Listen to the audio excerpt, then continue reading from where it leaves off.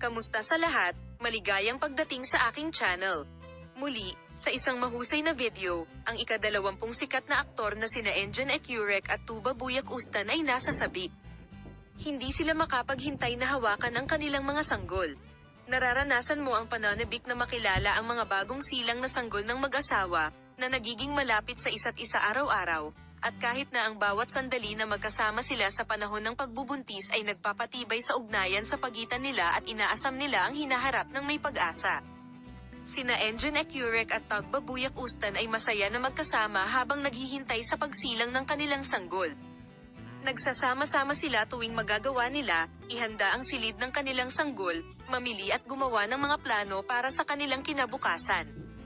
Sa prosesong ito, palagi nilang nararamdaman ang pagmamahal at suporta sa isa't isa. Tuwang-tuwa ang mag-asawa nang malaman nila ang kasarian ng kanilang baby. Parehong sinabi nina Engin Ecurek at Tuba Buyak Ustan na sila ay puno ng walang katapusang pagmamahal at pakikiramay dahil sa pagsilang ng kanilang sanggol. Inaasahan nina Engin Ecurek at Tuba Buyak Ustan ang bawat hakbang ng kanilang sanggol na magkasama. Ang pag-i-imagine pa lang ng mga emosyong mararanasan nila sa unang pagkakataon na magkayakap sila ay nagdadala ng mag-asawa sa ulap ng kapayapaan at kaligayahan. Hindi sila makapaghintay na makita ang ngiti ng kanilang sanggol, panuuri ng kanilang mga unang hakbang, at makasama sila habang lumalaki sila.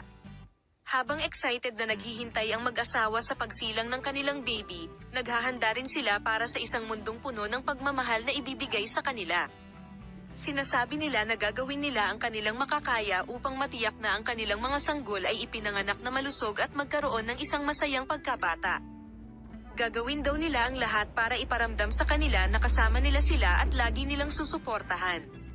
Habang sina Engin Ecurek at Tuba Buyak Ustan ay nagbabahagi ng kagalakan at kaligayahan sa paghawak sa kanilang mga sanggol, nais din nilang ibahagi ang karanasang ito sa lahat ng mga magulang.